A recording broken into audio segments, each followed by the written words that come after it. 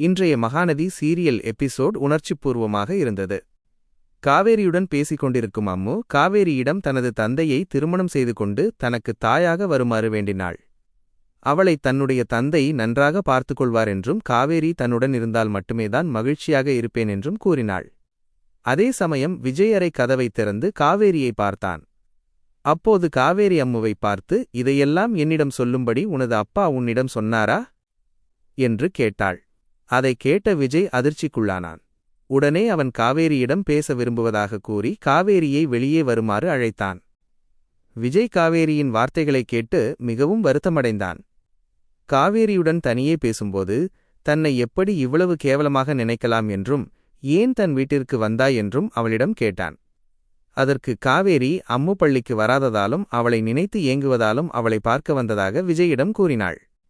இதனை கேட்டு கோபமடைந்த விஜய், மற்ற குழந்தைகள் பள்ளிக்கு வராதபோது அவர்களை பார்க்க அவர்களின் வீடு தேடிப் போகிறாயா என்று கேட்டான். அப்போது காவேரி இல்லை எனவும் அம்மு தனக்கு மிகவும் விசேஷமானவள் என்றும் பதிலளித்தாள்.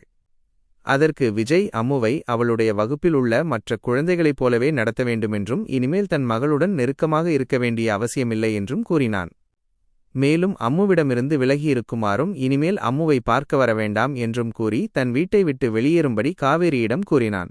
விஜய் பேசியதைக் கேட்டு மனமுடைந்த காவேரி வீட்டை விட்டு வெளியேறினாள். காவேரி இன்னும் வீட்டிற்கு திரும்பவில்லை என்று சாரதாவும் வீட்டிலுள்ள அனைவரும் கவலைப்பட்டனர். அப்போதுதான் காவேரியை விஜயை திருமணம் செய்ய வற்புறுத்தியதுதான் எல்லா பிரச்சினைகளுக்கும் காரணம் என்று சாரதா தன்னைத்தானே நொந்து கொண்டு அழுதாள். அப்போது யமுனாவை போனில் அழைத்த நிவின் காவேரி முன்னதாகவே பள்ளியை விட்டுச் சென்று விட்டதாகவும் அவள் அம்முவை பார்க்கச் சென்றிருக்கிறாளா என்று பார்ப்பதற்காக விஜய் வீட்டிற்குச் செல்ல உள்ளதாகவும் கூறினான். அதை கேட்டு அனைவரும் வருத்தத்துடன் இருந்தனர். விஜய் வீட்டிற்கு வெளியே நின்று நிவின் விஜய்க்கு போன் செய்து விஜயை வெளியே வருமாறு அழைத்தான். வெளியே வந்த விஜயிடம் நிவின் வீட்டில் நடந்த விஷயங்கள் அனைத்தையும் கூறிவிட்டு காவேரி இன்னும் வீடு திரும்பவில்லை என்று கூறினான். அப்போது விஜய் காவேரி அம்முவை பார்க்க வீட்டிற்கு வந்ததாகவும் அவள் முன்னதாகவே கிளம்பிவிட்டதாகவும் கூறுகிறான். இந்நேரத்திற்கு காவேரி வீட்டிற்கு வந்திருக்க வேண்டும் என்றும் சொல்கிறான். பின்னர் இருவரும் காவேரியை தேடி அருகிலுள்ள எல்லா இடங்களுக்கும் காரில் செல்கின்றனர். காவேரியை தேடிக்கொண்டிருக்கும் போது விஜய் காவேரியை திட்டியதற்காக வருந்தினான். காவேரி வீட்டில் நடந்த விஷயங்கள் தெரியாமல் தானும் காவேரியை நோகடித்து விட்டோமே என்று கூறி கவலைப்பட்டான்.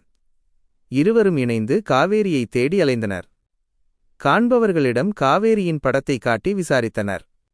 காவேரியை காணாது கவலையுடன் இருந்தனர்.